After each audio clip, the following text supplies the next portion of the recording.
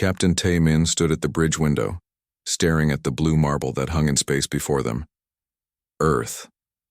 After 300 years, humanity had returned home. The sight made his chest tight with emotions he couldn't name. "Sir, we're picking up signals from the surface," reported Lieutenant Hai-jin from her station. "Multiple alien civilizations. The readings show they've completely rebuilt everything." Taemin nodded slowly. They had expected this. Earth wouldn't be the same world their ancestors had left behind. The Galactic Coalition had made sure of that when they forced humanity into exile 3 centuries ago. "What do you see down there?" he asked. Hyejin's fingers danced across her console. Her enhanced eyes could see far more than normal human vision. Like most of their generation, she had been born with abilities that would seem impossible to their ancestors. Floating cities above the oceans. Biodomes covering the continents. Everything is, clean. Perfect. There are no signs of the old human cities anywhere. She paused. "Sir, it's like we never existed." Around the bridge, the crew worked in quiet concentration. These weren't the humans that had been driven from Earth. Those ancestors had been desperate, angry, broken by defeat. These humans were something else entirely. "Commander So-young's shuttle is approaching the surface," reported Communications Officer Jin-ho. "The aliens are responding to her diplomatic signals." Taemin smiled grimly. So-young had volunteered to be the first human to set foot on Earth in 300 years. She was perfect for the job. Calm, intelligent, and most importantly, she understood how much they had all changed during their long exile. "Put me through to her," Taemin ordered. So-young's face appeared on the main screen. She was sitting in the shuttle's pilot seat, her dark hair pulled back in a simple style. She looked human enough, but Taemin knew that appearances could be deceiving. They all looked human, but they were so much more now. "Captain," she said with a slight bow of her head, "I'm receiving landing coordinates from the surface. They want to meet in what used to be Seoul." Seoul?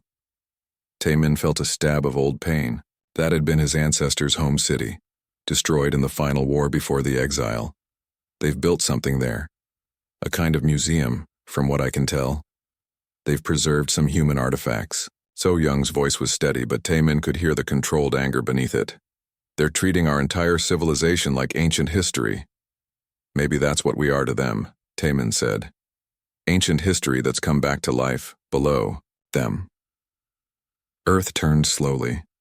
The planet looked beautiful, more beautiful than it had ever been when humans lived there.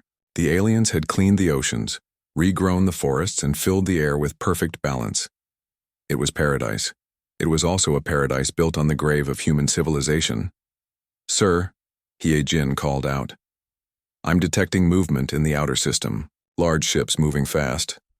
"How large?" Taemin asked, though he already suspected the answer. "Coalition fleet, sir. At least 3,000 vessels. They're still 2 days out, but they're coming hard." Taemin wasn't surprised. The moment humans had appeared in Earth's solar system, someone would have sent word to the Galactic Coalition. The same organization that had exiled humanity would want to deal with their return personally. "Let them come," he said quietly. "It's time they met what we've become." On the surface of Earth, in the floating city above what had once been the Pacific Ocean, Veltar Counselor Kethmore stared at the readings with growing alarm. The human ships didn't match anything in their databases. The energy signatures were impossible, the materials unknown. "How many of them are there?" asked his aide, a young Veltar named Synthal. "The sensors can't get an accurate count," Kethmore admitted. "Their ships seem to exist in multiple dimensions at once.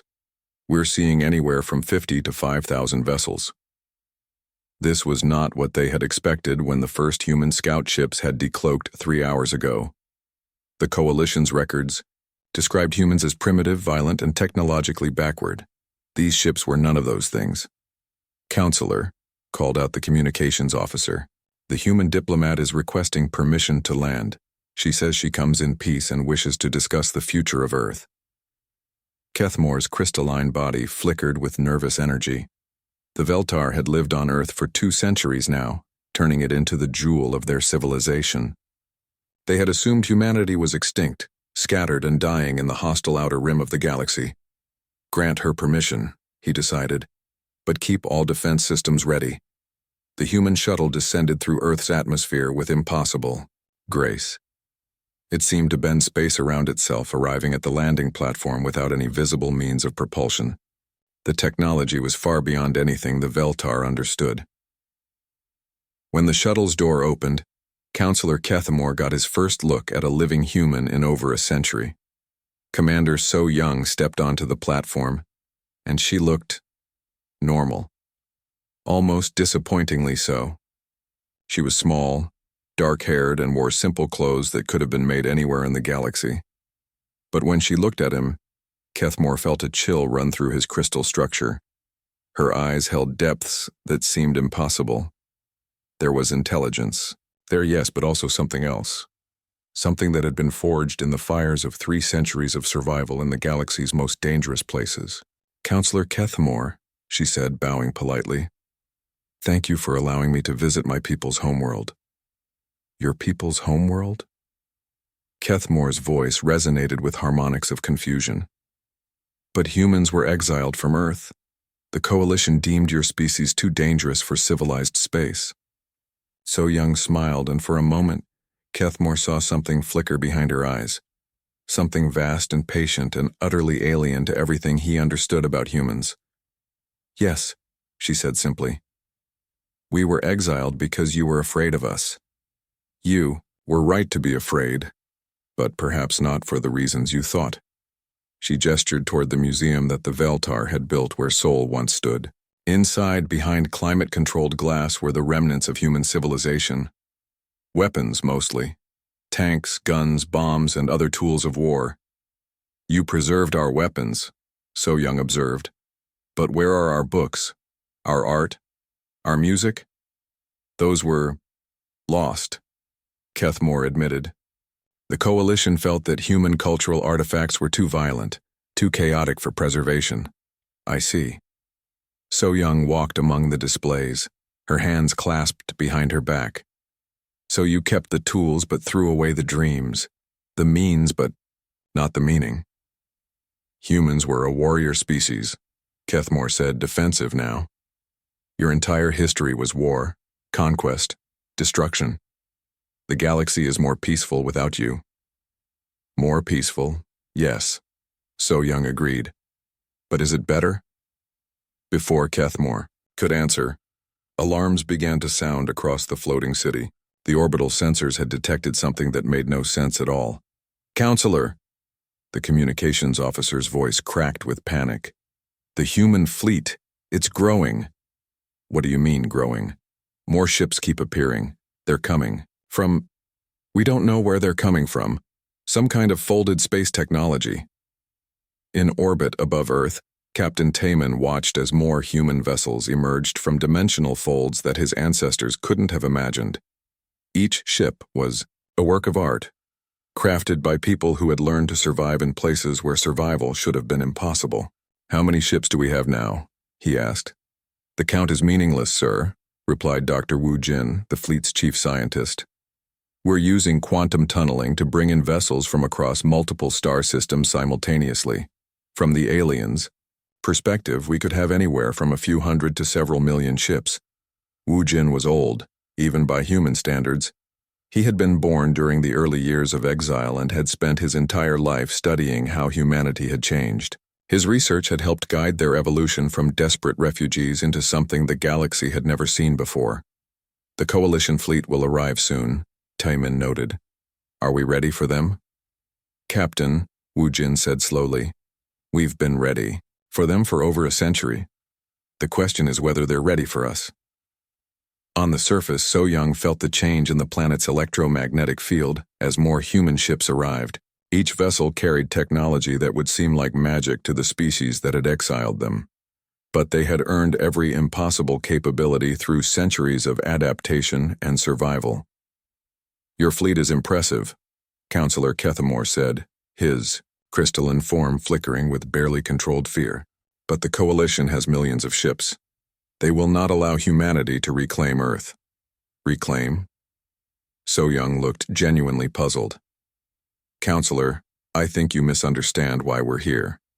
You want your homeworld back. That's why you've returned. So Young shook her head slowly. Earth stopped being our homeworld the day you exiled us. We've made new homes among the stars, in places you would consider uninhabitable. We've learned to thrive in the void between galaxies, in the heart of neutron stars, in dimensions that don't technically exist. Then why are you here? To show you what you created when you cast us out? So, Young's voice carried a weight that seemed to bend space around her words. You feared humanity because we were warriors, but warriors fight for things they believe in. Strip away everything we believed in, take away everything we loved. And what do you think we became? Before Kethmore could respond, the sky above them filled with impossible light. The Coalition fleet hung in space like a cloud of angry metal, 3,000 ships strong and bristling with weapons that could crack planets. Supreme Admiral Keftal stared at the sensor readings that made no sense. The human fleet seemed to exist in several dimensions at once, their ship count flickering between dozens and millions depending on how the scanners tried to measure them. Status report, he demanded from his bridge crew. Sir, we can't get accurate readings on their vessels, reported his tactical officer. Every time we try to lock onto them, they seem to shift into spaces that shouldn't exist. Keftal's eyes narrowed. He had been the one to oversee humanity's exile 3 centuries ago. He remembered them as crude, violent, and limited by primitive technology. These readings suggested something else entirely. Open a channel to the surface, he ordered. I want to speak with whoever is in charge down there. On Earth, in the floating city above the Pacific, Counselor Kethmore was struggling to understand what he was witnessing. The human diplomat, So Young, stood calmly beside him as impossible energies danced across the sky above them. Your fleet, he said, his crystalline voice shaking. What are they doing? Existing, So Young replied simply. Something we learned to do very well during our exile. The communication system activated, and Admiral Keftal's face appeared on the viewing screen.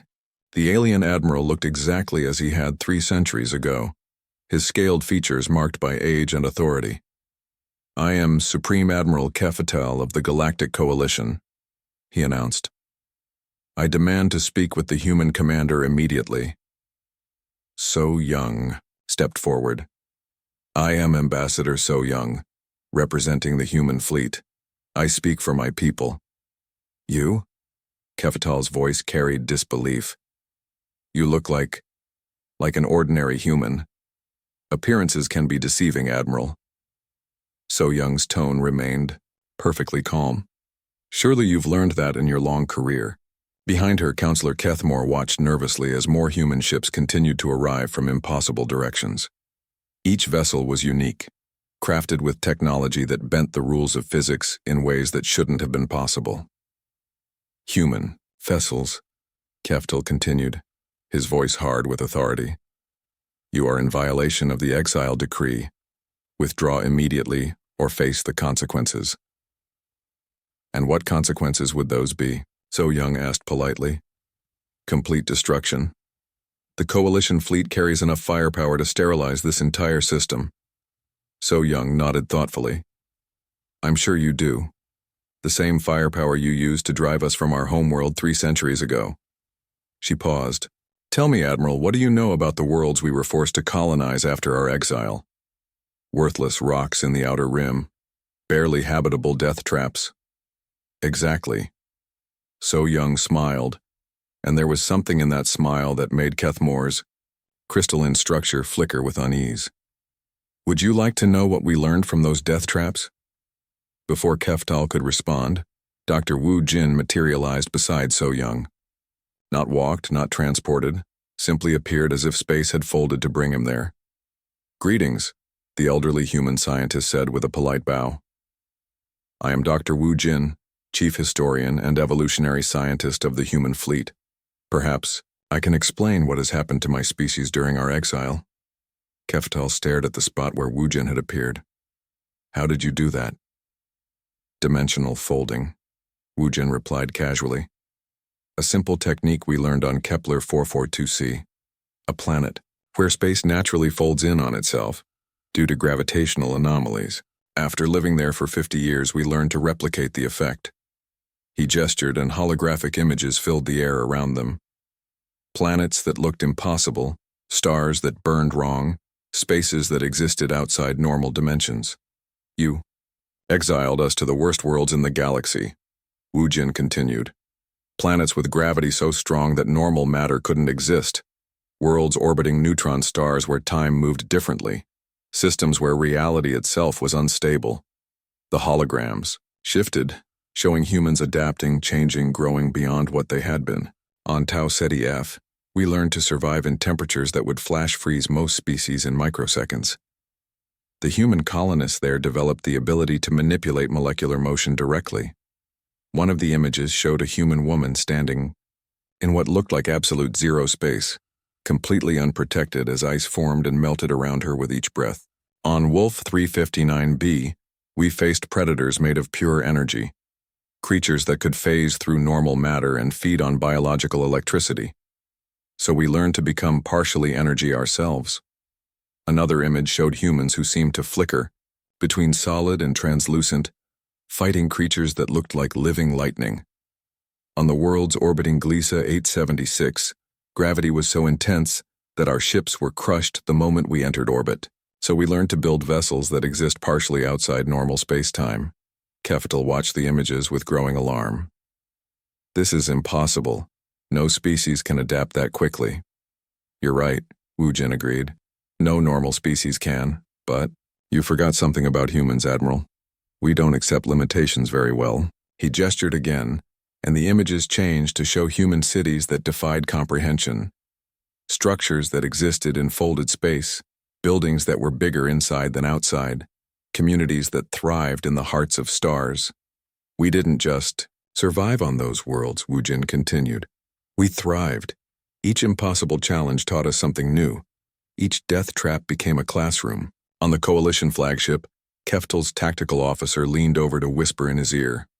Sir, our sensors are detecting massive energy buildups throughout their fleet. Whatever they're doing, it's beyond our understanding. Keftel ignored him, focused on the old human scientist who was casually describing impossible feats of survival and adaptation. But the greatest lesson, Wu Jin said, his voice taking on a more serious tone, was learned on a world called Proxima Centauri, see, a planet where the very laws of physics were unstable. Reality changed from day to day. Matter behaved differently each morning. The hologram showed a world that seemed to exist in constant flux, where mountains flowed like water and oceans hung in the sky. Living there should have been impossible, but humans are very good at doing impossible things. We learned to adapt not just our bodies but our minds, our very essence. We became a species that could exist comfortably in multiple states of reality. Engineer Jin Ho chose that moment to arrive, stepping through what appeared to be a solid wall as if it were air. Ambassador, he said to So Young, the ship modifications are complete. We're ready for the demonstration whenever you give the word. Kethamore stared at Jin Ho in shock. How did you walk through solid matter? Oh, that? Jin Ho looked back at the wall he'd stepped through. Simple phase variance. I adjusted my molecular structure to match the spaces between the atoms in the wall. We learned the technique from some energy beings on Kepler 22b. He pulled out what looked like a simple metal cube and set it on the ground. Would you like to see something interesting? Without waiting for an answer, Jin Ho touched the cube. It immediately began to expand, unfolding into complex geometries that hurt to look at directly. Within seconds, it had become a fully functional fusion reactor the size of a building. Compressed dimensional storage, he explained casually. We can fit entire cities in spaces smaller than a coin. Very useful when you're living on worlds where surface area is limited. Kefetal's voice came through the communication channel, tight with barely controlled panic. What are you people? Dr. Wu Jin looked up at the screen with the patient expression of a teacher addressing a slow student. We are what you made us, Admiral. You took a species known for adapting to new environments and threw us into the most hostile environments in the galaxy. You took people known for refusing to accept the impossible and surrounded us with impossibilities. He gestured once more, and the air filled with images of humans doing things that violated every known law of physics, walking through solid matter, manipulating gravity with their hands, existing in multiple dimensions simultaneously. But the most important thing you gave us, Wu Jin continued, was motivation. You took away our home, scattered our families, and left us to die in the dark between the stars. You gave us 300 years to think about that. So Young stepped forward again. The question now, Admiral, is what you plan to do with the species you created. On his flagship, Keftal looked at the sensor readings that showed human ships existing in dimensions his computers couldn't even properly scan. His weapons officer reported that targeting systems couldn't lock onto the human vessels because they existed in too many places at once. Sir, his tactical officer whispered urgently, recommend immediate withdrawal. We have no idea what we're dealing with. But Keftal had not become Supreme Admiral by backing down from fights, even impossible ones. All ships, he broadcast to his fleet, prepare for full assault, target the planet's surface. If we can't destroy their ships, we'll destroy what they came back to claim. The response was immediate. 3,000 coalition vessels powered their weapons and aimed at Earth. Enough firepower to burn away the atmosphere and crack the planet's core. On the surface, So Young sighed as she felt the targeting sensors lock onto the planet. Admiral, she said sadly, you're making the same mistake you made 3 centuries ago. And what mistake is that? Supreme Admiral Keftal felt a chill run through his scaled hide as he stared at the impossible sight before him. The human fleet was changing, revealing sizes and configurations that his sensors couldn't properly measure. Ships that had appeared, small, were unfolding into vessels the size of moons. Others were splitting apart and multiplying like living organisms. All ships, fire at will, he commanded. Target everything. 3,000 coalition vessels opened fire simultaneously. The space around Earth filled with enough destructive energy to vaporize a dozen worlds. Plasma cannons, antimatter torpedoes, gravity bombs, and weapons that could tear holes in reality itself, all aimed at the human fleet. Not a single shot connected. Status report, Keftal roared. Sir, our weapons are passing through empty space. His tactical officer reported, voice shaking. The human ships are there, but they're also not there. Our targeting computers can't understand what they're seeing. On the bridge of the human flagship, Captain Tayman watched the coalition barrage with calm interest. The massive display of firepower was impressive by galactic standards.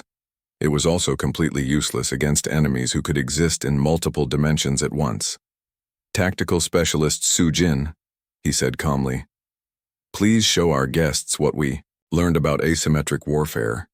Su Jin smiled, her fingers dancing across controls that seemed to be made of crystallized light. With pleasure, sir.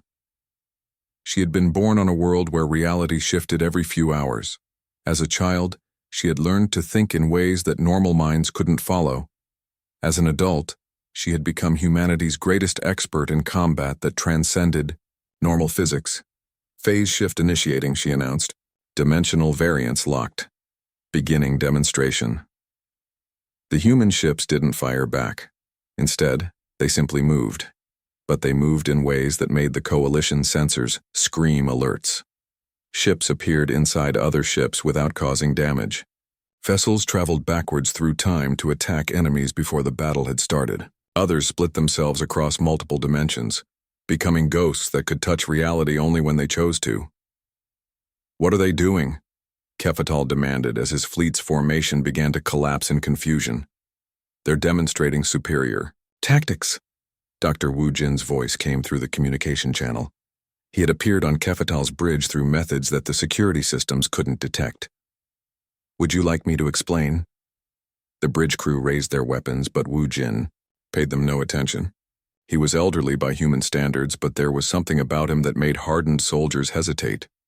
You see, Admiral, he continued conversationally, traditional warfare assumes that both sides exist in the same reality. But what happens when one side can step outside that reality entirely? As if to demonstrate his point, one of the human vessels suddenly appeared inside the Coalition flagship's hangar bay, not transported, not teleported, simply manifested as if it had always been there. Impossible, Keftal whispered. A word we learned to ignore long ago, Wu Jin replied. Pilot Dong Hyun, would you care to show the Admiral what you learned? In the Veil Nebula? A young human appeared on the bridge, walking through the solid metal walls as if they were mist.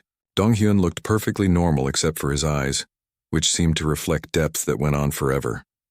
Greetings, he said politely to the shocked Coalition crew.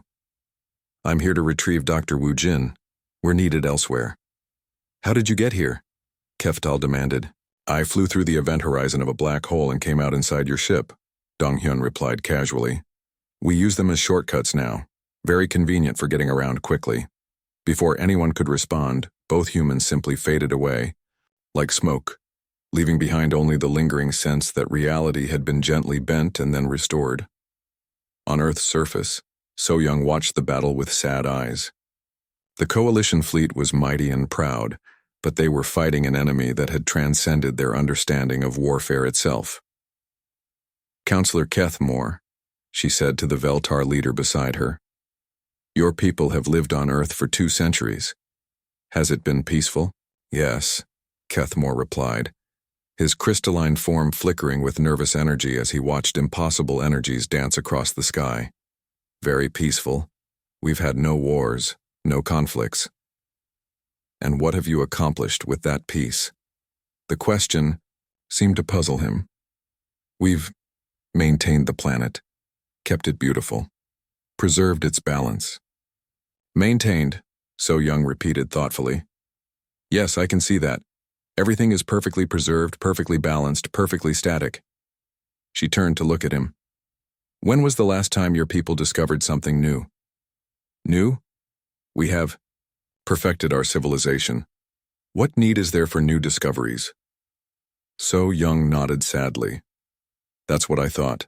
Above them, the Coalition fleet was learning hard lessons about fighting enemies who existed partially outside normal reality. Their weapons couldn't target ships that phased between dimensions. Their armor couldn't stop attacks that came from impossible angles. Their tactics were useless against foes who could manipulate the battlefield itself. But the humans weren't trying to destroy the Coalition fleet. They were teaching them something. Admiral Minsu stood on his command deck, watching as his ships danced through space in ways that defied physics. Each vessel was a work of art, crafted by people who had learned to treat the laws of reality as suggestions rather than absolute rules. Sir, called out Communications Officer Yu Jung, the Coalition is preparing to use their planet killer weapon. Minsu sighed. Of course they were. When conventional tactics failed, there was always the option of simply destroying everything. Which one are they targeting? Earth, sir. They think if they can destroy the planet, they'll force us to retreat. They still don't understand, Minsu murmured. Dr. Nayung, are you ready? Physicist Nayung looked up from her console, where she had been monitoring the fundamental forces that held the local space-time continuum together. She was young, even by human standards, but she had spent her entire life learning to manipulate the building blocks of reality itself. Ready, sir? Though I should point out that what I'm about to do will probably give their sensors permanent damage. Proceed. Nayung placed her hands on her console, and immediately the space around Earth began to change. The laws of physics themselves started to bend as she reached out with abilities that had been forged in the impossible conditions of humanity's exile. The Coalition's planet killer weapon was impressive by any reasonable standard. It could harness the energy of an entire star and focus it into a beam capable of cracking worlds. It represented the pinnacle of galactic military technology. Nayung caught the beam in her hands and fed it back into the weapon that had fired. The explosion lit up half the solar system as the Coalition's greatest weapon turned itself inside out, unraveling at the quantum level and taking 3 of their largest ships with it. Impossible, Keftal whispered from his bridge, staring at readings that made no sense. No one can manipulate dark energy directly. We learned to do it on a world orbiting a dying neutron star, Dr. Wu Jin's voice came through the communication system. He had somehow appeared in Keftal's ready room, sitting calmly at the Admiral's own desk. The gravity fluctuations there forced us to develop new relationships with fundamental forces. "What do you want?" Keftal demanded. "To show you something," Wu Jin replied. "Something important about the galaxy you've been protecting for 3 centuries." He gestured and holographic images filled the room. Star maps showing the current state of galactic civilization. Worlds that had changed little in millennia.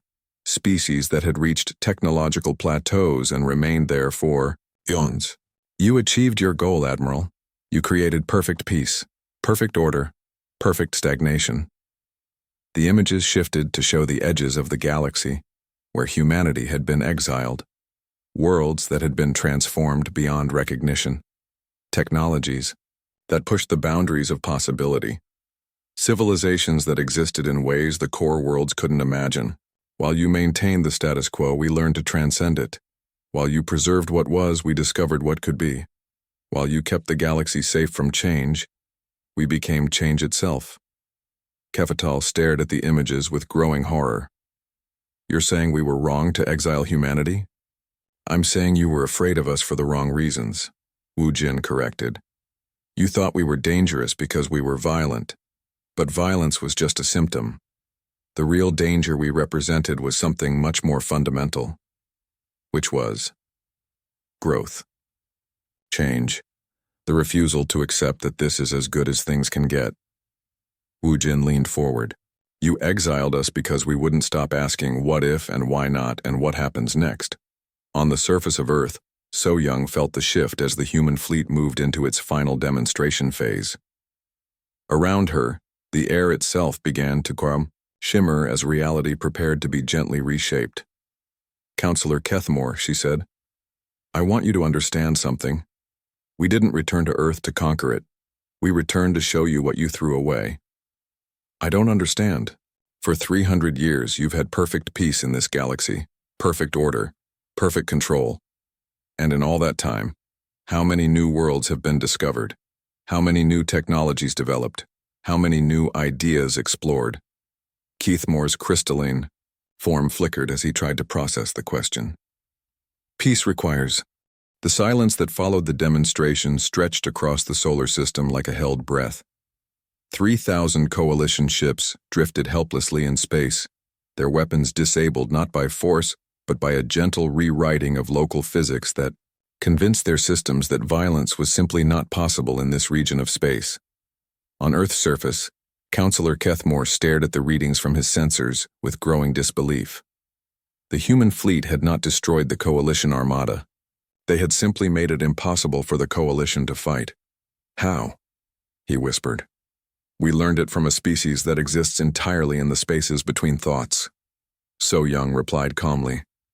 "They taught us that the most elegant solution to conflict is not to win the fight, but to make fighting itself impossible." Above them, space began to fold as a new human vessel emerged from dimensional transit. This ship was different from the others. Larger, older, carrying the weight of authority that came with being the mobile capital of a civilization in exile. "Council Leader Bei Young has arrived," So Young announced. "Now the real decisions begin." The new ship settled into orbit with the impossible grace that marked all human vessels. Within minutes, a shuttle descended through Earth's atmosphere, carrying the woman who had guided humanity through 3 centuries of exile and evolution. Bei Young stepped onto the platform with the measured steps of someone who carried the hopes and dreams of an entire species. She was elderly, her hair silver with age, but her eyes held the sharp intelligence of someone who had spent lifetimes learning to think in ways that transcended normal limitations. "Counselor Kethmore," she said with a respectful bow. "Thank you for caring for our former homeworld. You have made it beautiful." The Veltar leader's crystalline form flickered with confusion. "You're not angry? We erased every trace of human civilization. You preserved the world itself," Bei Young replied. "That was more than we dared hope for." She looked around at the floating city, the clean oceans, the carefully maintained ecosystems.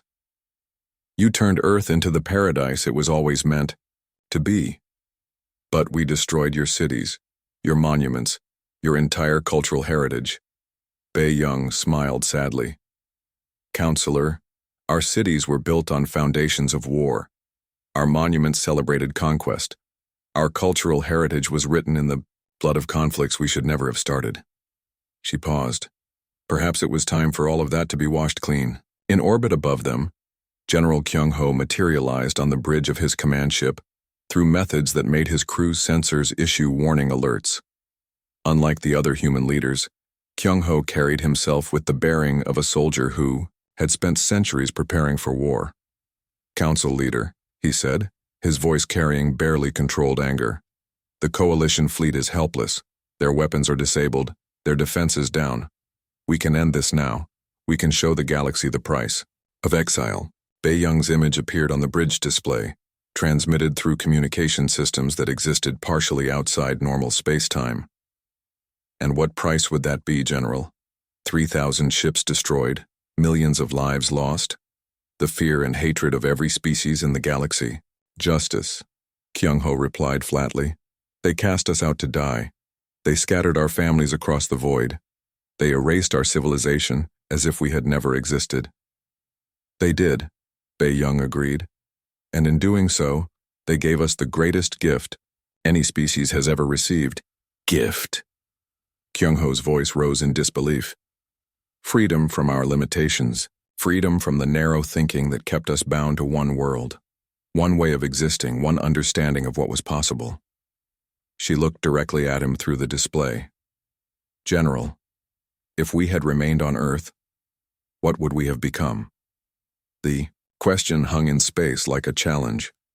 Kyung-ho had been born during the exile, raised on stories of the homeworld that had been stolen from humanity, but he was also intelligent enough to understand what Bei Young was asking. We would have remained ordinary, he admitted reluctantly. Exactly. We would have been just another species, bound by the same physical laws, limited by the same narrow thinking, content with the same small dreams as everyone else in the galaxy. On another human vessel, Dr. Wu Jin was addressing a gathering of the fleet's senior scientists and philosophers. The meeting room existed in folded space, allowing hundreds of people to attend while the room itself remained no larger than a closet. We stand at a crossroads, he was saying to the assembled crowd. We have proven our capabilities. We have shown the galaxy what humanity has become. The question now is, what do we do with this knowledge? Philosopher Han Wool stood up, his presence causing small ripples in the local space-time due to the meditation techniques he had learned on a world where thought itself had physical weight. We have become something unprecedented in galactic history, he said. A species that has learned to transcend the normal limitations of physical existence. The question is not what we can do, but what we should do. Should? Scoffed engineer Jinho from his seat near the back. They tried to genocide us through exile. They erased our civilization. They deserve to face the consequences. And what consequences would those be? Han Wool asked calmly. Revenge? Destruction? Showing them that all their fears about humanity were justified after all? The room fell silent as the implications sank in. They had the power to reshape the galaxy, to force entire civilizations to acknowledge humanity's return. But power without wisdom was exactly what had gotten them exiled in the first place. Back on Earth's surface, Bei Young walked through the museum that the Veltar had built where Sol once stood. Display cases held the remnants of human civilization, weapons mostly, but also a few pieces of art that had survived the purges. You preserved some of our culture, she observed. Kethmore followed nervously behind her, his crystalline form, casting rainbow patterns on the floor. Only the pieces that were deemed safe, non-aggressive. Bei Young stopped before a case containing a simple wooden flute. This belonged to my great-grandmother. She played it in the refugee camps after the first Galactic Contact War. She smiled at the memory. She used to say that music was the only weapon that created more beauty when you used it. We didn't know it had personal significance, Kethmore said quickly. Of course you didn't, how could you? Bei Young turned to face him. You saw our weapons and our wars, but you never understood what we were fighting for. For conquest, for resources, for dominance, for the right to grow beyond what we were, Bei Young corrected gently, for the freedom to make mistakes and learn from them, for the chance to become something more than we had been. She gestured toward the displays of human weapons. Every one of these tools represents a moment when humanity refused to accept that we were helpless, when we decided to fight rather than surrender to impossible odds. But the violence was a symptom, not a cause. We were violent because we were growing, changing, pushing against boundaries that the galaxy had accepted as permanent. Take away the growth, and the violence becomes meaningless. Take away the boundaries, and the need for violence disappears entirely. In space above them, something was happening to the human fleet. Ships that had seemed solid were becoming translucent. Others were multiplying, splitting off copies of themselves that immediately began to diverge in impossible directions. On his flagship, Admiral Minsu watched the readings with growing concern. "Dr. Nayung, what are you detecting?" The young physicist's face was pale as she studied her instruments. "Sir, I'm reading quantum fluctuations throughout the fleet. Some of our vessels are beginning to exist in states of superposition, meaning they're becoming simultaneously real and unreal, present and absent, matter and energy." She looked up at him with worried eyes. "Someone is preparing to transcend physical existence entirely." The answer came in the form of a transmission from the outer edges of the solar system. A new voice, calm and utterly certain, spoke through communication systems that existed in dimensions most species couldn't perceive. "This is Commander Jae-sung of the Transcended Fleet. All human vessels prepare for reality revision. The demonstration phase is complete. Phase 2 begins now." On Earth, Bei Young felt the shift as space-time itself began to bend around the new arrivals.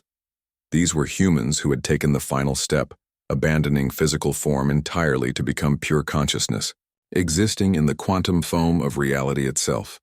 "What's happening?" Kethmore asked as the air around them began to shimmer with impossible energies. "The extremists have arrived," Bei Young replied grimly. "The faction that believes humanity should transcend not just our limitations, but physical reality itself." Above them, the sky tore open like fabric as the transcended fleet emerged from spaces that existed outside normal dimensions. These weren't ships in any sense that other species could understand. They were constructs of pure thought and will, ideas that had learned to exist independently of the minds that created them. "Citizens of the galaxy," Commander Jae-sung's voice echoed across every inhabited world simultaneously. "For 3 centuries you have enjoyed peace bought with the exile of humanity. That peace ends now. The coalition fleet, still helplessly disabled by the earlier demonstration, could only watch as reality itself began to unravel around the new arrivals. Stars flickered as the transcended touched them. Planets wavered between existing. Reality began to unravel at the edges. Commander Jae-sung and his transcended fleet existed as patterns of pure consciousness in the quantum foam of space-time itself. They had abandoned physical form entirely, becoming ideas that could reshape the universe through will alone. Where their attention focused, the laws of physics simply stopped working. Stars aged backwards. Planets phased between existing and not existing. Space itself folded into impossible geometries that made ordinary minds scream warnings of madness. "Behold," Jae-sung's voice echoed across every inhabited world in the galaxy, "what humanity becomes when we finally abandon the illusion of limitation." On Earth, Council Leader Bei Young stood in the center of a reality storm as the Transcended began rewriting the fundamental structure of the universe around them. The air shimmered with energies that existed in 12 dimensions simultaneously. The ground beneath her feet was simultaneously solid rock and quantum possibility. "They've gone too far," Dr. Wu Jin said as he materialized beside her, his elderly form wavering between flesh and light. "Jae-sung believes that transcending physical existence is humanity's ultimate destiny." "And what do you believe?" Bei Young asked. "I believe," Wu Jin replied carefully, "that evolution without wisdom is just another form of extinction." Above, Them, the space battle had moved beyond anything that could be called warfare. The Transcended weren't fighting the Coalition fleet. They were simply editing it out of existence. Ships that had terrorized whole sectors for centuries were becoming mathematical equations, their crews transforming into abstract concepts that forgot they had ever been alive. "Sir," Tactical Specialist Su Jin reported from the bridge of Admiral Minsu's flagship, "our conventional weapons have no effect. They exist outside the framework of physical reality." "What about our dimensional manipulators?" "They're laughing at us, sir. Not metaphorically. I can hear them laughing through the quantum field fluctuations." Minsu stared out at the impossible battle unfolding around them. The Transcended had become living violations of causality, creatures that could exist in the past and future simultaneously, while reshaping the present through pure thought. "Get me a direct line to Bei-Young," he ordered. "If anyone knows how to stop this, it's her." On the surface, Bei-Young was already reaching out with abilities she had developed during humanity's darkest hour, not the power to transcend reality, but something more subtle and perhaps more dangerous. The wisdom to know when not to use power at all. "Commander Jae-sung," she called across dimensions that shouldn't have existed. "I challenge you to single combat." The laughter that had been echoing through subspace suddenly stopped. "Single combat?" Jae-sung's voice carried amusement that could be felt in the marrow of bones on worlds light years away. "Council leader, I exist as pure consciousness. You remain trapped in flesh. What possible challenge could you offer?" "The challenge of remembering what we were before we became what we are." Space folded around them as Jae-sung accepted the challenge. The battlefield was a realm that existed between thoughts, a place where ideas fought for supremacy over the nature of reality itself. They met in a space that was simultaneously the ruins of old Seoul and the quantum field that connected all conscious minds in the universe. Jae-sung appeared as he chose, to be seen, a figure of pure light and mathematical perfection, unbound by the crude limitations of matter and energy. Bei-Young remained stubbornly, defiantly human. "You cling to flesh," Jae-sung observed, "to the primitive form of our ancestors." "Why?" "Because," Bei-Young replied simply, "someone needs to remember what we were fighting for." The battle began, and it was unlike anything the universe had ever witnessed. Jae-sung attacked with the power of transcended consciousness, trying to dissolve Bei-Young's physical form and absorb her mind into the collective awareness of the transcended. She defended with something more powerful: memory. "Do you remember?" she asked as his assault crashed against shields made of crystallized experience. "The first human child born in exile?" The memory hit Jae-sung like a physical blow. A baby girl, born on a frozen asteroid in the outer rim, taking her first breath of recycled air in a cramped refugee ship. The hope in her parents' eyes despite the hopelessness of their situation. "Do you remember the gardens we built in the hearts of dying stars?" Another memory. This one of humans working together to create beauty in places where beauty shouldn't have been possible. Green growing things thriving in the radiation-soaked core of a red giant, tended by people who refused to let despair win. "Do you remember why we learned to transcend our limitations in the first place?" This memory was the most powerful of all. Humans dying on impossible worlds, not from despair, but from determination. People who pushed themselves beyond what should have been possible not because they wanted to become gods, but because they wanted their children to have better lives than they did. Each memory was a weapon that cut deeper than any energy beam or reality warping field. They reminded Jae-sung of what he had lost in his quest for transcendence, connection to the species he was trying to save. "We didn't evolve to become perfect," Bei-Young continued, pressing her advantage. "We evolved to become human. Messy, flawed, limited humans who refuse to accept that limitations are permanent." "But we could be so much more," Jae-sung protested, his perfect form beginning to waver. "We could become beings of pure thought, unbound by physical law, unlimited by material constraints." "And then what?" Bei-Young asked. "What happens to humanity after we transcend humanity itself?" The question hung in the space between thoughts like a cosmic riddle. Jae-sung had spent decades learning to exist beyond physical reality, but he had never asked himself what the point of existence was, once you had moved beyond everything that gave existence meaning. We would be perfect, he said, but his voice carried uncertainty now. Perfect and alone, Bae-young replied. Perfect and disconnected from everything that made us who we are in the first place. Around them, the battle for reality itself continued. The transcended fleet was systematically dismantling the structure of local space-time, preparing to rebuild it according to their vision of what the universe should be. But doubt had entered their leader's consciousness, and doubt was more contagious than any virus. What do you propose? Jae-sung asked. Evolution with wisdom, growth with restraint, the power to transcend our limitations combined with the wisdom to choose which limitations to keep. She gestured, and the space around them filled with images of what humanity could become. Not gods ruling over a rewritten universe, but gardeners tending to a reality that included room for every form of consciousness that had ever existed. We could teach the galaxy what we learned, she continued, not by forcing change upon them, but by showing them that change is possible, not by transcending reality, but by expanding it to include possibilities that none of us have dreamed of yet. The vision was seductive in its simplicity.